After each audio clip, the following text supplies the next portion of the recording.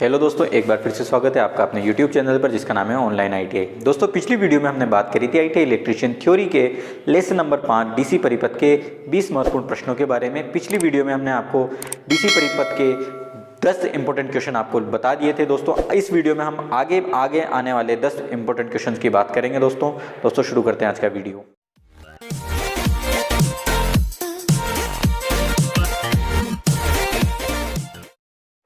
दोस्तों शुरू करते हैं क्वेश्चन नंबर 1। क्वेश्चन नंबर 1 है, एक डीसी परिपथ में सामान्यतः किस प्रकार का भार होता है? डीसी परिपथ यानी सेल, बैटरी या जनरेटर, इसमें किस प्रकार का भार यानी लोड होता है? दोस्तों इसका जो सही उत्तर होगा वो होगा प्रतिरोधक। दोस्तों एक डीसी परिपथ में सामान्यतः प्रतिरोधक प्रकार का भार होता है। दोस्तों क्वेश्चन नंबर 2 की बात करते हैं। क्वेश्चन नंबर 2 है, विद्युत उपस्कर समांतर क्रम में जोड़े जाते हैं। विद्युत जो उपकरण है वो समांतर क्रम में जोड़े जाते हैं क्योंकि समांतर परिपथ में होता है दोस्तों समान वोल्टेज, इसलिए विद्युत उपकरण समांतर क्रम में जोड़े जाते हैं। जैसे कि हमारे घर में जो वायरिंग होती है वो समानांतर क्रम में होती है जिससे कि उपकरणों को समान वोल्टेज प्राप्त हो सके। अगर श्रेणी क्रम में उनको जोड़ेंगे तो विद्युत धारा है वो ड्रॉप होती हुई चली जाएगी, वोल्टेज जो है वो ड्रॉप होता हुआ चला जाएगा और उपकरणों को प्रॉपर वोल्टेज नहीं मिल पाएगा, इसलिए इन्हें समान वोल्टेज के लिए समांतर क्रम में जोड़ते हैं। क्वेश्चन नंबर 3 पे आते हैं दोस्तों। क्वेश्चन नंबर 3 है, किरचॉफ का नियम किसके लिए मान्य है? किरचॉफ के 2 नियम होते हैं। पहला नियम होता है करंट यानी धारा का नियम और दूसरा नियम होता है वोल्टेज का नियम। ठीक है दोस्तों, ये किरचॉफ का जो नियम ये किसके लिए मान्य है? दोस्तों किरचॉफ का जो नियम होता है ये निष्क्रिय अपरिवर्तनीय परिपथ के लिए मान्य होता है। ठीक है दोस्तों, अब बात करते हैं क्वेश्चन नंबर 4 की।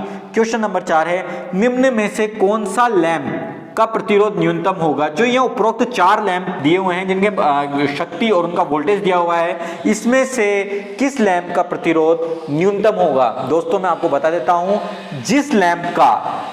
जिस लैंप की शक्ति अधिक होगी उस लैंप का प्रतिरोध सबसे कम होगा। तो उपरोक्त विकल्पों में से 200 वोल्ट, 100 वाट, 60 वाट, 15 वाट में से सबसे ज्यादा शक्ति होगी 200 वाट यानी ए विकल्प वाले लैंप की, इसलिए इसका प्रतिरोध कम होगा। और अगर प्रतिरोध जैसे जैसे बढ़ता चला जाएगा शक्ति का मान कम होता हुआ चला जाएगा। ठीक है दोस्तों, अब बात करते हैं क्वेश्चन नंबर 5 की। क्वेश्चन नंबर 5 है, जब P equal to 100 ohm, Q equal to 1000 ohm और S इक्वल टू 130 ओम हो तो व्हीटस्टोन ब्रिज में R अज्ञात प्रतिरोध का मान क्या है? इस क्वेश्चन में व्हीटस्टोन ब्रिज के अज्ञात प्रतिरोध का मान हमें ज्ञात करना है जबकि परिपथ संतुलित है।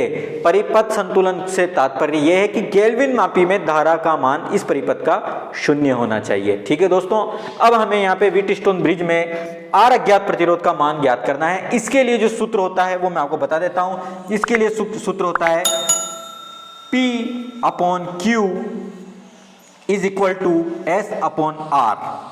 ठीक है दोस्तों, P का मान हमें दिया हुआ है 100, Q का मान हमें दिया हुआ है 1000 इक्वल्स S का मान दिया हुआ है 130 और R का मान हमें ज्ञात करना है। ठीक है दोस्तों, इसको हम सॉल्व करेंगे। 1 upon 10 equals to 130 upon R। अब इसका हमें वज्र गुणन करना होगा। 1 और R का अगर गुणन होता है तो उत्तर आएगा R, 1R भी बोल सकते हैं इसको, इक्वल्स टू 1300। 130 को 10 से गुणा करेंगे उत्तर आएगा 1300, तो सही उत्तर होगा R का 1300। तो सही जो विकल्प आपके लिए होगा वो होगा 1300 ओम। R अज्ञात प्रतिरोध का मान होगा 1300 ओम। दोस्तों अब बात करते हैं क्वेश्चन नंबर 6 की। क्वेश्चन नंबर 6 है आपका, समान वोल्टेज के लिए 25 वाट और 100 वाट लैंप का प्रतिरोध का अनुपात क्या है? समान वोल्टेज के लिए 25 वाट और 100 वाट लैंप का प्रतिरोध का अनुपात क्या होता है? आपको पता है दोस्तों, जो शक्ति है उसके विलोमानुपाती प्रतिरोध होता है। तो दोस्तों अगर हम बात करते हैं 25/100, इसका अगर हम विलोम करेंगे तो 100 अनुपात 25 यानी 4:1। तो दोस्तों सही उत्तर होगा आपका 4:1 100। दोस्तों अब बात करते हैं अगले क्वेश्चन की। अगला क्वेश्चन, क्वेश्चन नंबर 7। एक श्रेणी क्रम में 4 समान प्रतिरोध जुड़े हैं, उनका कुल प्रतिरोध 800 ओम है। श्रेणी क्रम में प्रतिरोध जुड़े हुए हैं समान, उनका तुल्य प्रतिरोध जो है 800 ओम है। अगर इन्हें समांतर क्रम में जोड़ दिया जाता है तो तुल्य प्रतिरोध क्या होगा? सबसे पहले तो हमें प्रतिरोध का मान ज्ञात करना पड़ेगा। तुल्य प्रतिरोध हमें दिया हुआ है 800, तो तुल्य प्रतिरोध से ज्ञात करने का जो सूत्र होता है, तुल्य प्रतिरोध ज्ञात करने का सूत्र होता है RT equal to NR, N यानी प्रतिरोधों की संख्या और R यानी प्रतिरोध। तो दोस्तों इस सूत्र को काम में लेते हैं। RT यानी 800, प्रतिरोधों की संख्या N यानी 4 इंटू R, तो 800 अपॉन 4 इक्वल टू R, तो प्रतिरोध का मान आएगा हमारे 200। ठीक है दोस्तों, अब ये बोल रहा है कि समांतर क्रम में अगर इन प्रतिरोधों को जोड़ा जाता है तो तुल्य प्रतिरोध का मान क्या होगा? समांतर क्रम में तुल्य प्रतिरोध ज्ञात करने का सूत्र होता है RT equal to R upon N। तो दोस्तों RT हमें ज्ञात करना है, R प्रतिरोध का मान हमें दिया हुआ है 200 और प्रतिरोधों की संख्या दी हुई है 4। तो दोस्तों तुल्य जो प्रतिरोध होगा वो होगा RT इक्वल्स टू 50 ओम।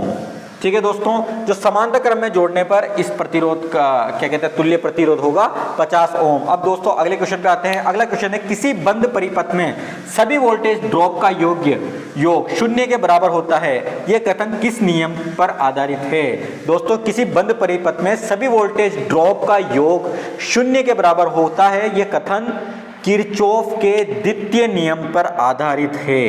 ठीक है दोस्तों, अब बात करते हैं क्वेश्चन नंबर 9 की। क्वेश्चन नंबर 9 है, 100 ओम के 100 प्रतिरोध के पार्श्व बंधन में जुड़े हैं तो तुल्य प्रतिरोध कितना होगा? अब सबसे समझने वाली बात है पार्श्व बंधन। पार्श्व बंधन एक निमी वर्ड है, इसका मतलब होता है समानांतर क्रम में। तो 100 ओम के 100 प्रतिरोध समांतर क्रम में जुड़े हैं तो तुल्य प्रतिरोध कितना होगा? तुल्य प्रतिरोध का सूत्र हमें मालूम है। तुल्य प्रतिरोध ज्ञात करने के लिए RT equals to R upon N। अब यहाँ पर दोस्तों हमें प्रतिरोध का मान दिया हुआ है और प्रतिरोधों की संख्या दी हुई है। प्रतिरोध का मान है 100 और प्रतिरोधों की संख्या है 100। तो दोस्तों जो तुल्य प्रतिरोध होगा समांतर क्रम में जुड़े हुए इन प्रतिरोधों का वो होगा 1। तो दोस्तों आपका जो सही उत्तर होगा वो होगा 1 ओम। ये 1 ओम आपका सही उत्तर होगा। ठीक है दोस्तों, अब बात करते हैं क्वेश्चन नंबर 10 की। क्वेश्चन नंबर 10 दिया हुआ है आपको, एक सीधा चालक तार यानी जिसका प्रतिरोध 16 ओम है, इसको लूप कर दिया जाता है। ये 16 ओम का एक सीधा चालक तार है, अगर इसको लूप कर दिया जाता है, लूप का मतलब है इसको घुमा दिया जाता है, तो इस चालक का तार का प्रतिरोध क्या होगा?